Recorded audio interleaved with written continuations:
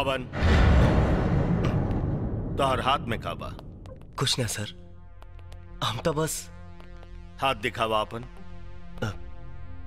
हाथ दिखावा अपन।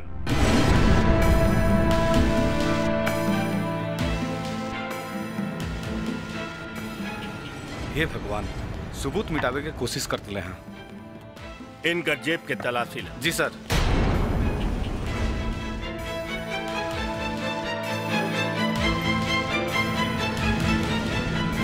गहना? ओ, सबूत मिटावे खातिर घूस। वर्दी पहनला 2 दिन ना भइल और चोरी चमारी। अरे तोरा ऐसा आदमी कानून के बेस्या बना के अपराधिन के गोद में बैठा देला। हमार बस चली तो तोरा के बीच चौड़ा में खड़ा करके गोली मार देती। एकर रिवॉल्वर और एकर बेल्ट निकाला।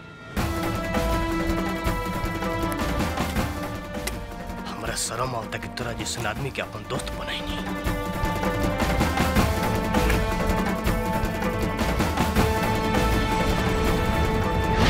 साला पुलिस में भर्ती भई रही हम ट्रेनिंग में। वह पुलिस वाला नंगा करके साला हमके बाहर निकाल दे सन। हे सालन से तो हम अपन तलवा चटवाई। तलवा सो जा बेटा, बहुत रात हो गई बा, सो जा।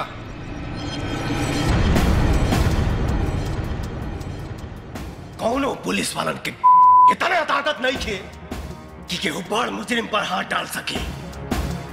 हम तन की भर घूस का ले लेनी। वो हरामजादा कमिश्नरवा सबके सामने हमके बेइज्जत कैलास। ये बेइज्जती कभी मत भूलिया बेटा। एक दिन जुर्म के दुनिया में तू राज करवा। राज वाज नहीं खे करेगे सलीम चाचा। हमके खाली पुलिस और कानून के माई बहन करेगे बा। एक बार यहाँ से छूट जाए बस। का सकता था बेटा, कल तो रिहाई है। यही दिन के तो इंतजार रहे सलीम चाचा। हई खत ला, ये खत मुख्तार के दे दी है और वो के हमार सलाम कह दी है, तो के जे चाहिए वो सब मिल जाये।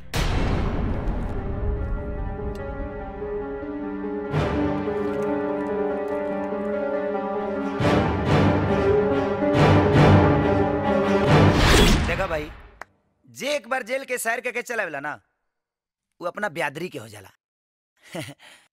तू जब तक चाह एजी आराम कर सकेला, ठीक बा? जब तेरा काम करे के मन करी तो हमनी के काम के बारे में तो जानिए गल बड़ा। जब चाह ड्यूटी ज्वाइन कला। पहले तो हम अपना दोस्तन के परिचय तो से देवल चाहता नहीं। ई रहले यूसुफ भैया, आदाब। दाब दाब। ई रहले राजू, प्रणाम। आई हमें बिरजू, नमस्ते। अभी अब के जमानत पर छूट गए बड़े।